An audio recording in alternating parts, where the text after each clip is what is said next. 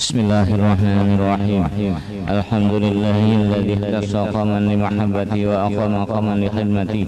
Wassalatu wassalamu ala asyrafil anbiya'i wal mursalin sayyidina maulana Muhammadil amin wa ala alihi wa ashabihi ajma'in, amma ba'du. Fa hadhihi waraqatun qalilah tahtawi ala ma'ani jasilah wa manaqib azizah lil 'arifir rabbani wal 'alim as-samadani abil badali alladhi yasma'uhu satali wa إليه الغالي شيخ الطريقة السمانية في المنطقة البنجرية الشيخ محمد زين بن عبد الغني وسميناها بغية المحبين. ونسأل الله الكريم المنان ونتوسل بنبي سيدي والدي عنان أن يجعل نفعها دائم السيلان بيننا وبين الإخوان من وقتنا هذا إلى آخر الزمان ويبلغنا بلبسه الجنان دار النعمة والامتنان. آمين يا رب العالمين. Dengan nama Allah yang maha pengasih lagi maha penyayang, segala puji bagi Allah yang telah memilih iakan satu kaum untuk mencintainya dan mendirikan iakan kaum yang lain untuk berkhidmat kepadanya. Salawat dan salam atas semulia Nabi dan Rasul junjungan dan penghulu kita, Nabi yang sangat dipercaya, dan atas keluarganya dan sahabatnya sekalian. Adapun kemudian daripada itu bermula kitab ini adalah beberapa lembar yang sangat sedikit namun mengandung makna yang banyak. Ia adalah sebuah manaqib yang sangat mulia bagi orang yang arif robbani dan alim samadani abil badali, yang menjadi ikutan bagi orang yang di belakangnya dan tempat kembali bagi orang yang terlewatinya. Syekhut Tariqah As-Samaniyah di negeri Banjar, yaitu Syekhina Al-Arif Billah Syekh Muhammad Zain bin Abdul Ghani radhiyallahu anhu, dan kami beri nama beberapa lembaran ini dengan nama Bugyatul Muhibbin, yakni sesuatu yang sangat digemari oleh para pencinta. Dan kita memohon kepada Allah yang amat pemurah lagi amat memberi karunia, dan juga kita bertawassul dengan Nabi Muhammad SAW agar menjadikan manfaatnya terus mengalir di antara kita dan di antara saudara-saudara kita dari sekarang hingga akhir zaman, dan mengumpulkan akan kita semua ke dalam surga yang luas tempat segala nikmat dan kesenangan. Adapun sebelum kita membaca manaqib wali-waliullah sebagaimana disebutkan dalam manaqib Syekh Muhammad bin Abdul Karim As-Saman Al-Madani, maka hendaklah kita terlebih dahulu berbaik sangka dengan mereka agar kita mendapatkan barokah dan amdan dari mereka, dan hendaklah kita menjauhi dari berburuk sangka kepada mereka karena mengakibatkan jauh dari mendapat keberkahan dan amdan dari mereka sekalipun kita sudah berkhidmat kepada mereka 100 tahun lamanya. Bermula berbaik sangka kepada Allah Ta'ala dan Rasulnya dan hamba-hambanya yang soleh itu adalah wajib menurut ijma', sebagaimana sabda Rasulullah SAW, khoslatani laisa fawqahuma syai'un minal khair husnul dzan billah wa husnul dzan bi'ibadillah, wa khoslatani laisa dunahuma syai'un minasyarri su'ud dzanni wa illah wa su'ud dzanni bi'ibadillah. Artinya dua perkara yang tidak ada ke atasnya sesuatu yang lebih baik daripadanya, yaitu baik sangka kepada Allah dan baik sangka kepada hamba-hamba Allah, dan dua perkara yang tidak ada di bawahnya sesuatu yang lebih jahat daripadanya, yaitu buruk sangka kepada Allah dan buruk sangka kepada hamba-hamba Allah. Dan adapun kelebihan berbaik sangka itu adalah bersangatan baik, sebagaimana berburuk sangka itu kerugiannya juga amatlah banyak. Maka cukuplah bagi kita semua bahwa berbaik sangka itu menyebabkan baik kesudahan atau husnul khatimah, dan jahat sangka itu menyebabkan jahat kesudahan atau su'ul khatimah. Dan telah diriwayatkan bahwa manakala dibaca manaqib orang-orang solih dan para waliullah, maka diturunkan oleh Allah berapa rahmat atas kepada orang yang bacanya dan orang yang hadir mendengarkannya. Maka kita mengharap kepada Allah Ta'ala mudah-mudahan dengan baca manaqib ini Allah Subhanahu wa Ta'ala akan menurunkan rahmatnya yang luas kepada kita sekalian. Amin ya rabbal alamin. Ya Rabbi warham li syekhina bil badali wa subba fi qabrihi rahmatan wa ni'ami bi jahi rabbana hasil maqasidina wa khtim bi khadimati husna ma'an salami wa salli ya rabbana ala nabi hashimi wal ali was sahbi wal atba'i kullihim. Qala Allah Ta'ala wal baladu thayyibu yakhruju nabatuhu bi idzni rabbih walladzi khabusa la yakhruju illa nakida kadzalika nusarriful ayati liqaumin yashkurun. Artinya, dan bermula tanah yang baik dan subur itu mengeluarkan ia akan tanaman yang tumbuh subur dengan izin Allah, dan tanah yang tidak subur tidak akan mengeluarkan tanaman kecuali sulit tumbuhnya. Demikianlah seperti apa yang telah kami jelaskan dari ayat-ayat kami kepada orang-orang yang bersyukur. Bermula nasabnya radhiyallahu an dari pihak ayahnya adalah Abdul Ghani bin Abdul Manab bin Muhammad Saman bin Muhammad Sa'ad bin Abdullah bin Alimul Allamah Mufti Muhammad Khalid bin Alimul Allamah Al-Khalifah Hasanuddin bin Maulana Syekh Muhammad Arsyad Al-Banjari Kalampayan. Dan bermula nasabnya dari pihak ibunya adalah Masliyah binti Sofiyah binti Iyang binti Muhammad Yusuf bin Alimul Allamah Mufti Muhammad Khalid bin Alimul Allamah Khalifah Hasanuddin bin Maulana Syekh Muhammad Arsyad Al-Banjari. Maka berkumpullah nasab orang tuanya radhiyallahu an pada datunya yang kelima, yaitu Alimul Allamah Mufti Muhammad Khalid. Dan adalah radhiyallahu anhu ketika di dalam kandungannya, di kandungan ibunya, maka ibunya radhiyallahu an diberi oleh Allah akan anugerah, yakni melihat cahaya laksana bulan purnama menuju ke dalam pangkuannya. Dan juga ketika ibunya radhiyallahu anhu sedang mengidam ingin memakan akan sesuatu makanan atau buah-buahan, maka dikabulkan oleh Allah akan keinginannya itu di dalam mimpinya, sehingga keinginan sudah tiada lagi manakala ia bangun dari tidurnya. Dan ketika mendekati masa kelahirannya radhiyallahu an, pada waktu itu negeri dalam keadaan kacau balau, yaitu waktu tentara penjajah Jepang sudah memasuki negeri Banjar. Dan untuk mendapatkan keamanan, maka kedua orang tuanya radhiyallahu an keluar dari kampung keraton ke kampung Tunggul Irang seberang menuju ke rumah Abdullah, yakni sepupu dari neneknya radhiyallahu an yang bernama Sofiyah. Dan di sanalah mereka tinggal untuk sementara waktu. Dipilihnya kampung Tunggul Irang seberang itu karena di kampung tersebut tidak pernah dimasuki oleh penjajah sebelumnya. Hal itu terjadi karena ada seorang ulama yang bernama Tuan Guru Haji Abdurrahman atau Tuan Guru Haji Adu bin Tuan Guru Haji Zainuddin yang tinggal di sana. Dan ketika radhiyallahu an dilahirkan ke dunia dari perut ibunya, yaitu pada sekitar jam 2 malam Arba 27 Muharram 1361 Hijriah atau bertepatan dengan 11 Februari 1942 Miladiyah.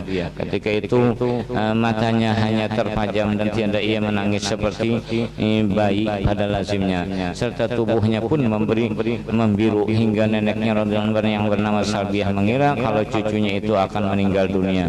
Dan dengan berkat doa dari Tuan Guru Haji Abdurrahman, maka tubuhnya radhiyallahu anha beransur-ansur merah seperti warna bayi kebiasaan, dan tangisannya pun mulai terdengar.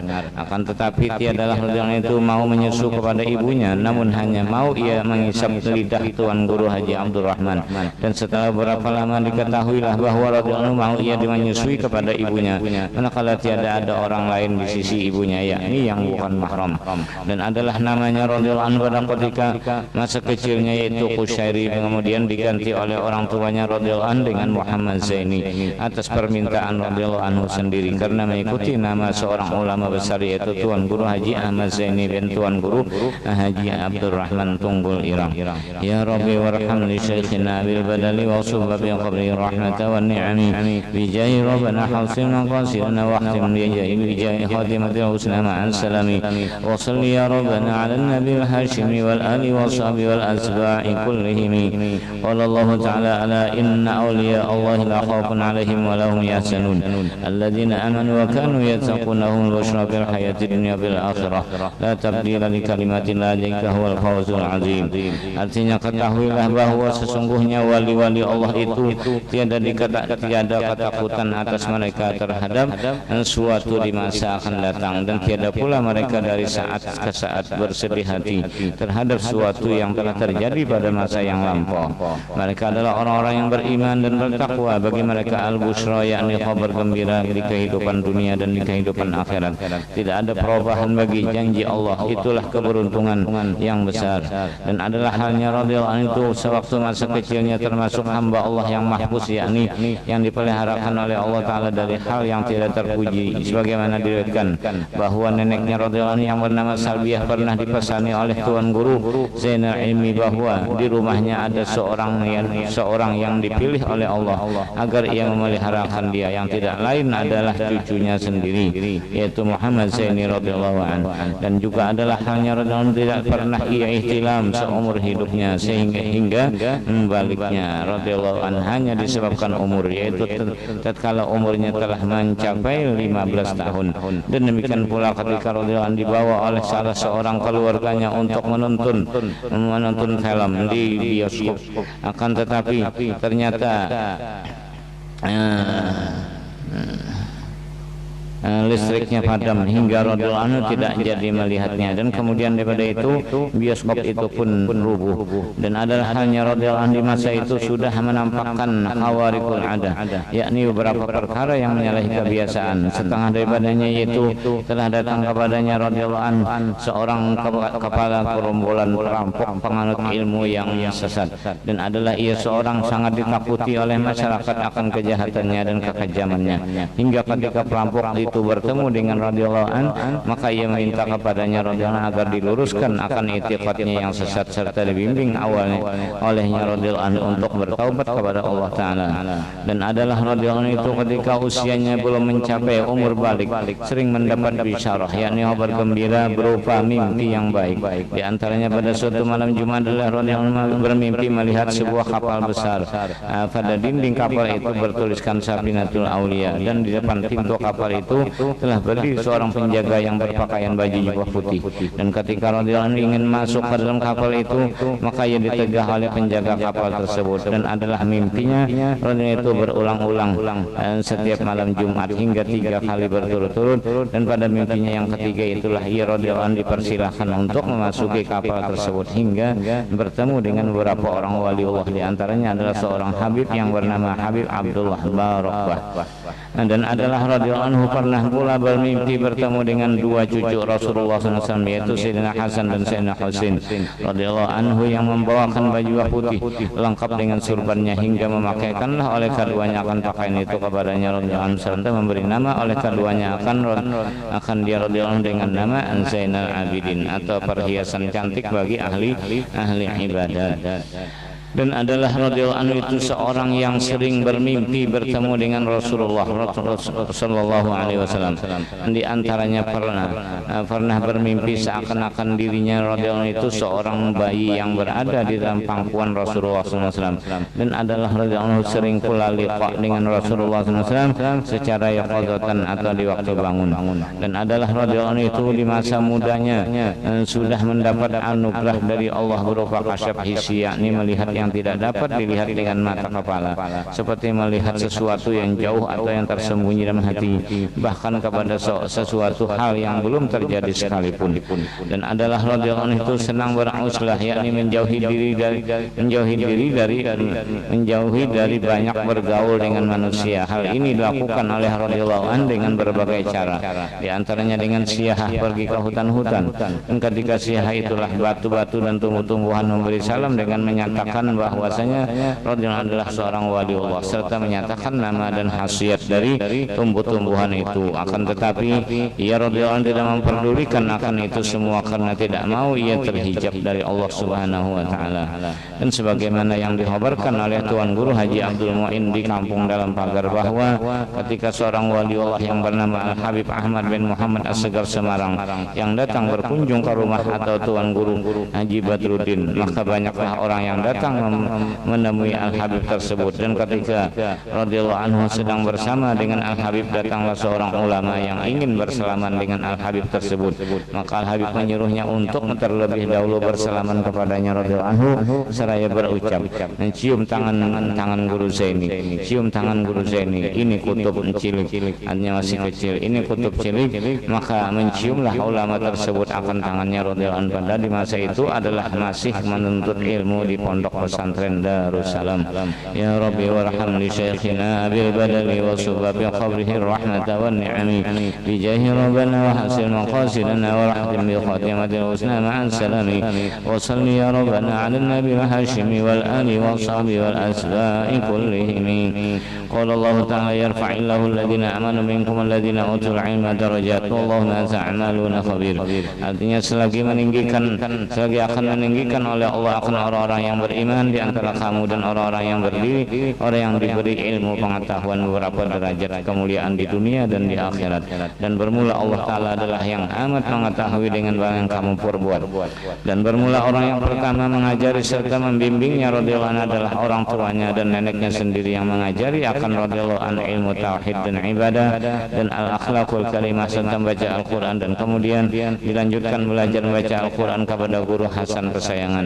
Dan ketika usianya radhiyallahu anhu 7 tahun sudah dimulai ia belajar di Madrasah Islamiyah Kampung Keraton Martapura, dan adalah guru-gurunya radhiyallahu anhu ketika itu yaitu guru Abdul Muiz dan guru Ahmad Zaini Umar.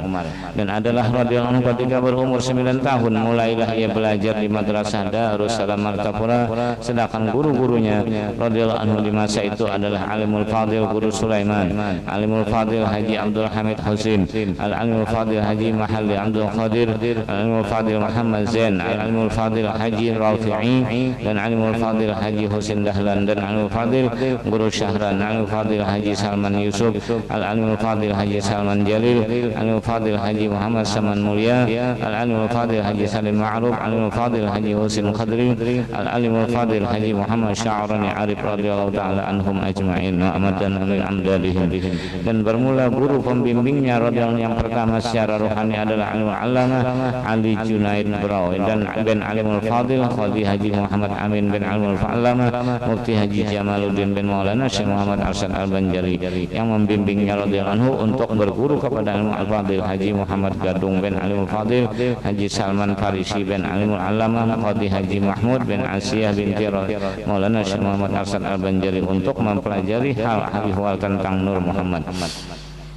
Dan adalah Syekh Al-Murabbi Mursyid atau yang membimbingnya radhiyallahu secara khusus dalam menjalani tarbiyatus sufiyah, yakni Alimul Allamah Syekh Muhammad Syarwani Abdan Bangil dan Kiai Tutu Bagus Muhammad Falak Bogor, dan Alimul Allamah Syekh Syed Muhammad Amin Al-Qutbi Al-Maki, hingga kemudian Alimul Allamah Syekh Muhammad Al-Qutbi menyerahkannya radhiyallahu kepada Maulana Syekh Muhammad Arsyad Al-Banjari kelampaian secara rohani, hingga Maulana Syekh Muhammad Arsyad Al-Banjari menyerahkannya radhiyallahu ke bawah bimbingan Sayyidul Wujud Rasulullah Muhammad sallallahu alaihi wasallam.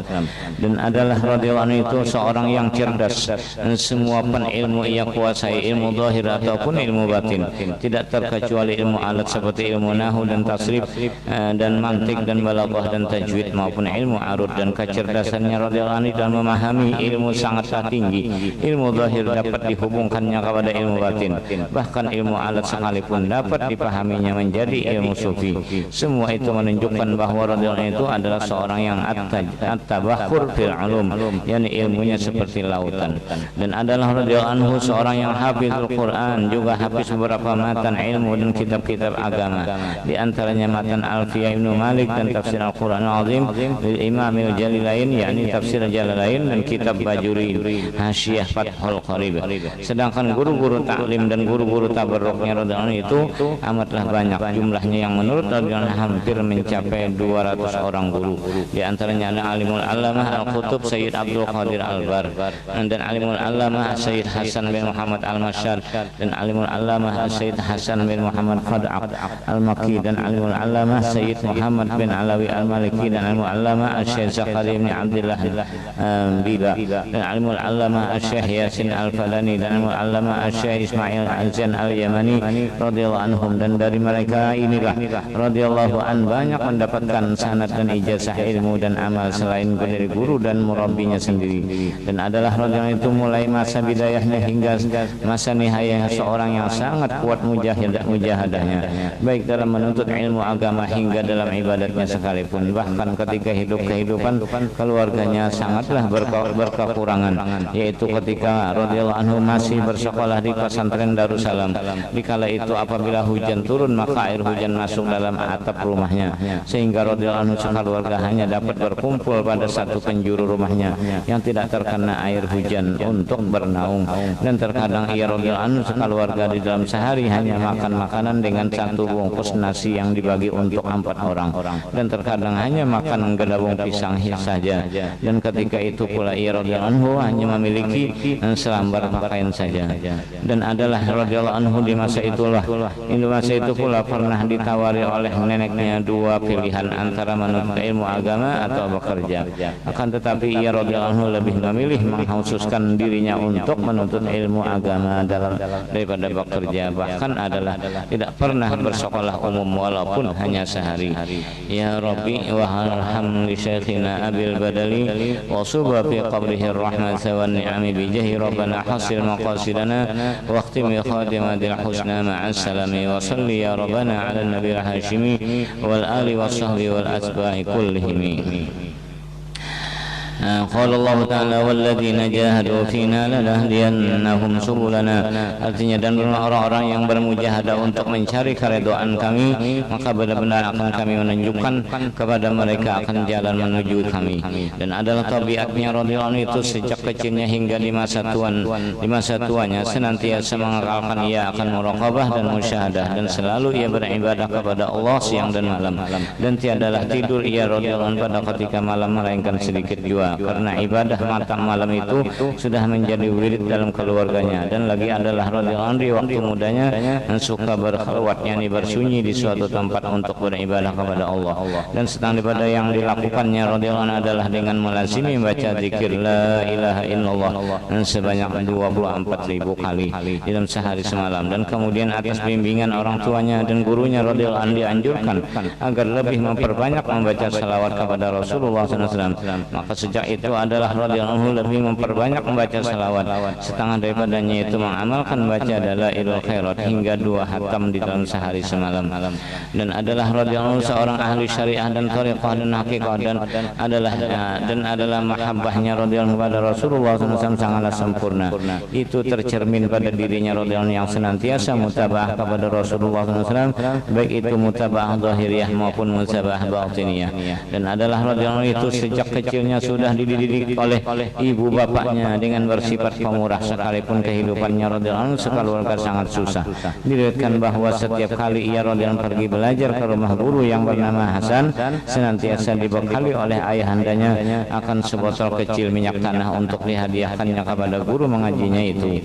Harta yang demikian radhiyallahu anhu selalu dikorbankan untuk kepentingan agama ataupun menolong fakir dan miskin, apalagi untuk membantu guru-guru agama. Dan manakala datang orang yang memberi hadiah dari kalangan pembesar-pembesar pemerintah dari berbagai negeri, dan dibagikannya kepada segala fakir dan miskin sampai habis, tiada lagi tertinggal di dalam tangannya, karena mengamalkan firman Allah Ta'ala wajahidu fi sabilillah bi amwalikum wa anfusikum. Artinya, dan bermujahadahlah kamu semua di jalan Allah dengan harta dan jiwamu. Dan adalah radhiyallahu anhu senantiasa bersifat hilim dan kasih sayang kepada sesama makhluk Allah Ta'ala. Demikian pula sifat sabar, tahammulul adza minan nas, semua sifat itu sangatlah nampak pada dirinya radhiyallahu anhu. Adapun sifat pemarah sangatlah jauh dari dirinya radhiyallahu anhu, apalagi tatkala mendapatkan gangguan daripada orang yang bersifat hasud dan yang suka memfitnah. Semua itu tidak pernah dibalasnya radhiyallahu anhu dengan hal yang serupa. Bahkan ada radhiyallahu mendoakan akan orang yang memusuhinya itu agar selalu mendapatkan kebajikan, karena mengamalkan firman Allah idfa' billati hiya ahsan. Artinya, tolaklah kejahatan itu dengan cara yang lebih baik. Dan adalah halnya radhiyallahu anhu senantiasa bersifat qanaah dan bersifat wara dan zuhud dari dunia. Dan adalah yang itu selalu tawakal kepada Allah Ta'ala. Namun tiadalah radhiyallahu itu meninggalkan ia akan usaha ikhtiar, karena usaha ikhtiar itu tidak menghilangkan sifat tawakal, bahkan disuruh dalam agama Islam. Dan lagi tabiatnya radhiyallahu itu sejak kecilnya sudah bersifat tawadhu, serta suka ia bersifat humul, yakni pandai menyembunyikan segala khususiat dan karamat. juga pandai menyembunyikan maqam dan halnya karena mengamalkan perkataan ulama, sitrul aurah wajibun wa satrul khususiyah awjab. Artinya bermula menutup aurat itu wajib dan menutup keistimewaan diri itu adalah lebih wajib. Dan adalah radhiyallahu itu seorang yang juga dikaruniai oleh Allah akan sifat-sifat yang elok pada zahiriyah, rupa dan menawan, suara merdu, sehingga tampaklah tajalli sifat jamalullah itu pada diri radhiyallahu anhu. Ya Rabbi waqtim ya Rabbi warham li syaikhina Abil Badali wa subba bin qabri rahmata wan ni'ami bi jahir rabbana asil maqasidana waqtim bi khatimati usna ma'al salami wa salli ya rabbana ala nabil hashimi wal ali wa sahbi wal asba'i kullihim. Semoga dengan berkat manaqib ini kita membaca dan orang yang hadir mendengarkannya serta seluruh keluarga dan jiran kita dijadikan oleh Allah sebagai orang yang selalu cinta kepada Allah dan Rasulullah dan para aulia dan orang-orang salih, karena dengan sebab cintanya itulah kita akan dikumpulkan dengan mereka itu di akhirat nanti, sebagaimana disebutkan dalam hadis yang sahih yang diriwayatkan oleh Al-Imam Muslim bahwa Rasulullah SAW telah didatangi oleh seorang laki-laki Badawi sedangkan Rasulullah masih berkhutbah. Laki-laki tadi berkata, bilakah hari kiamat?